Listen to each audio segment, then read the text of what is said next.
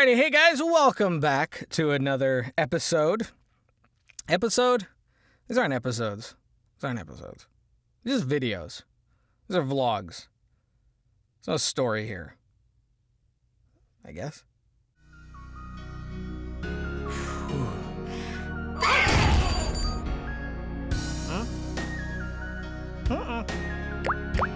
Alrighty, hey guys, welcome back to another video.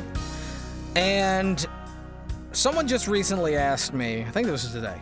It was today.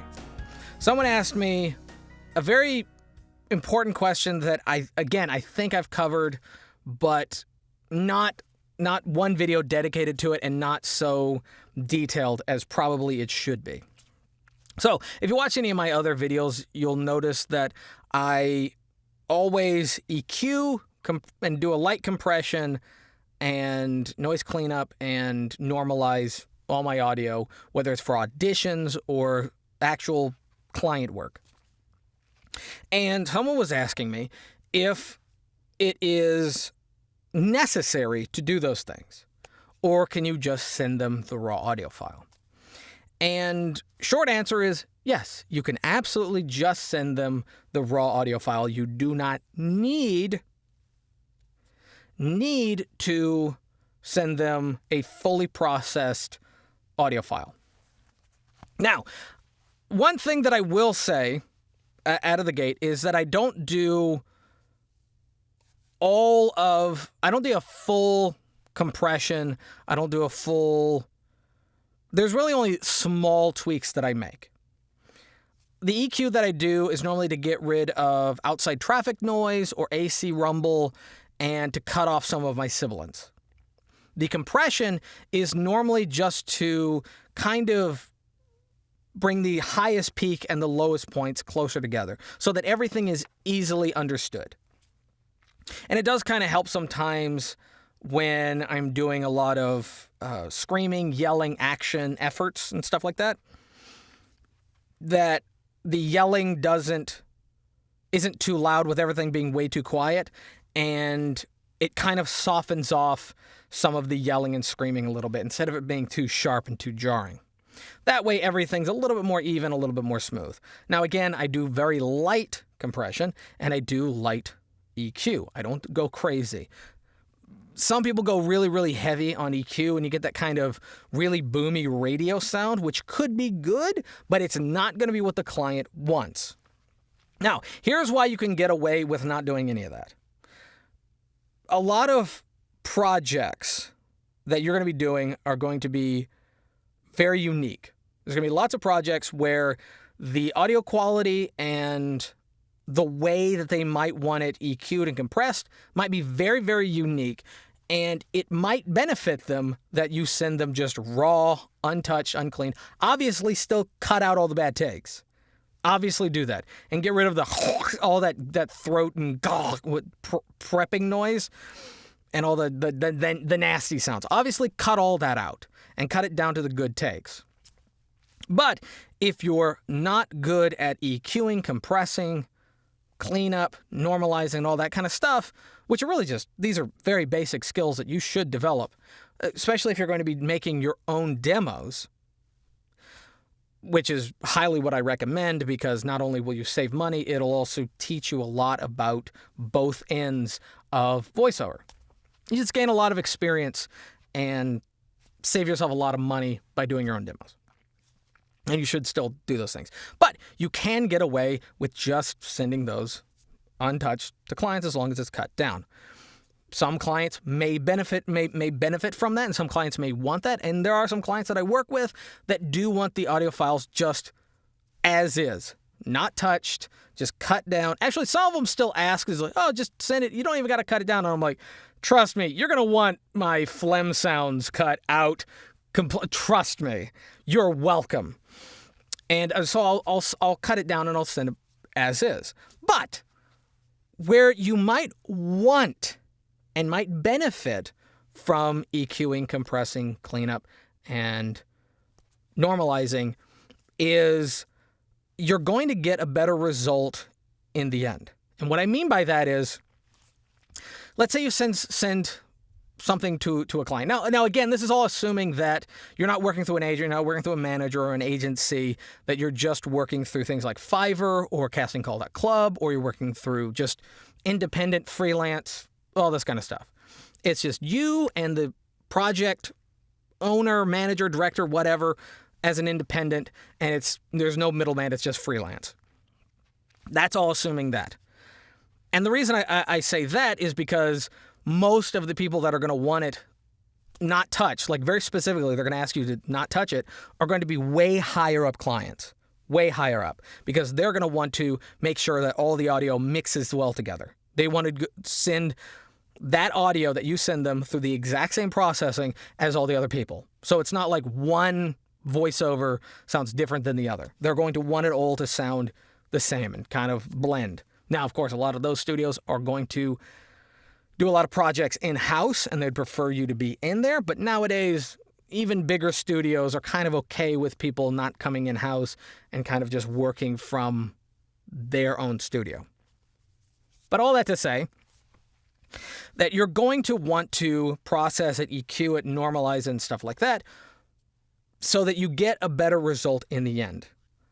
And because a lot of people doing independent projects, whether it's video games, cartoons, apps, whatever, what have you, commercials, and these small companies, these independent people that could be hiring you, they probably don't know anything about EQing, normalizing, compressing, cleanup, none of that. And a lot of them, and this happened to me early on, a long time ago in my career, what they would do is they would literally just take what I sent them and just put it immediately in without compressing it, without cleaning it up, without EQing, none of that. And then it wouldn't sound great. It wouldn't sound good.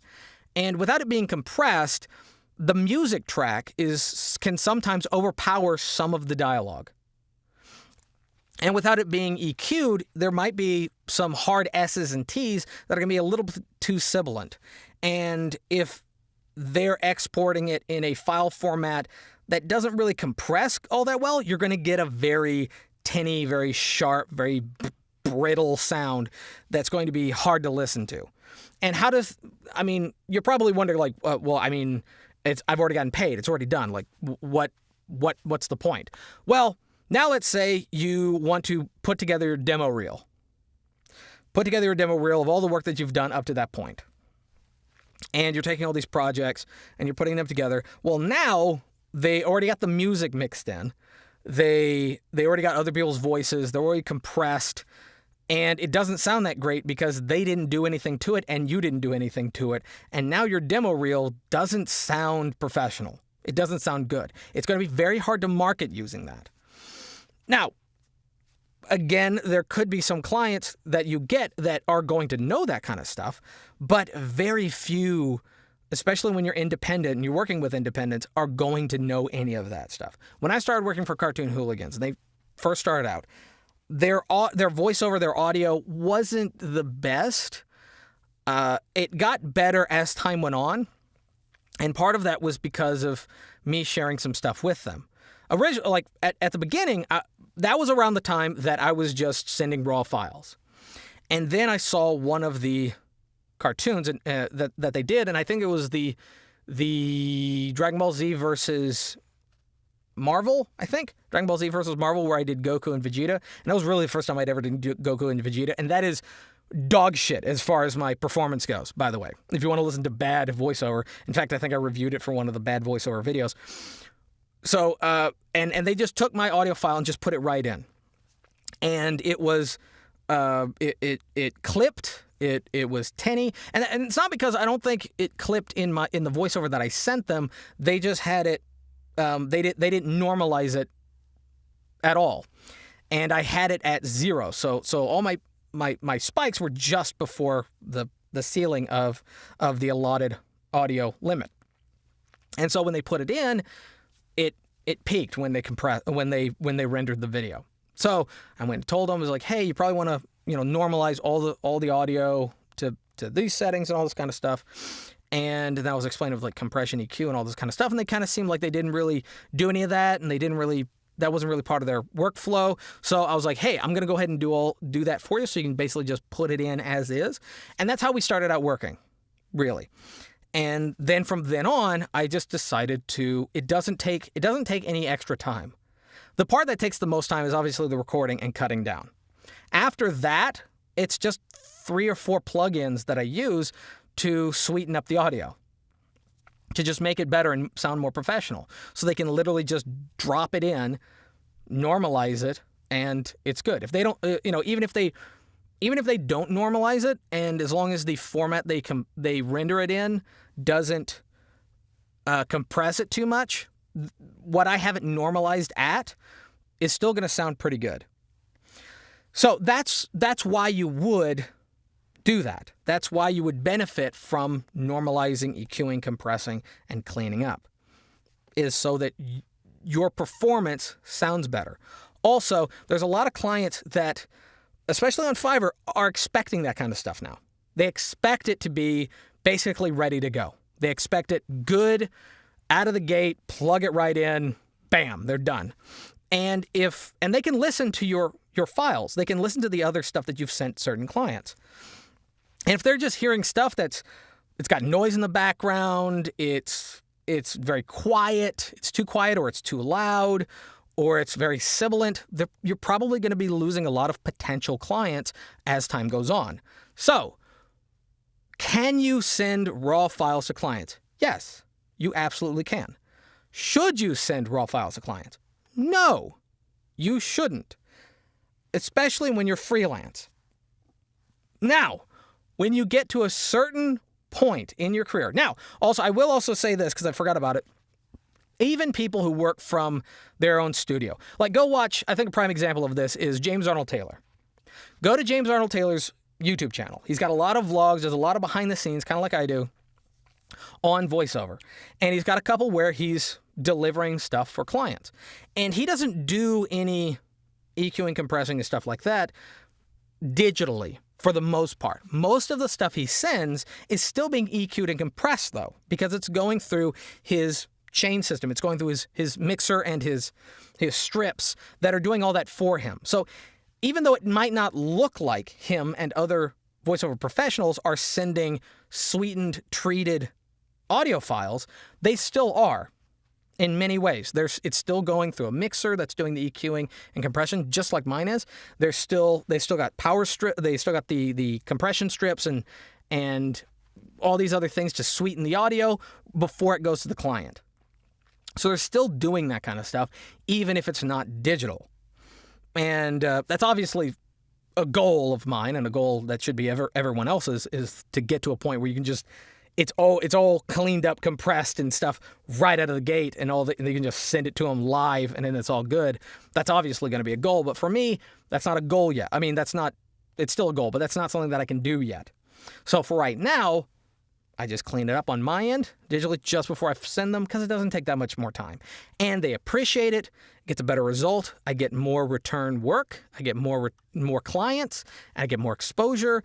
And it's just better overall. So, again, should you? Yes. Do you have to? No. Do I recommend it? Yes. So, anyway, there you go. Hope that answers the question, and especially if anyone else was asking the question as well. Thank you for watching the video. If you liked it, give it a thumbs up. If you didn't, give it a thumbs down. Totally fine. Subscribe if you're new. Bell for notifications, and leave down in the comment section below. Like to see me answer any other questions, or if you need specific help that you don't want to leave in a comment, you can find my email down below and just message me privately, because I'll try to help as best I can. Yeah. And until next time, peace.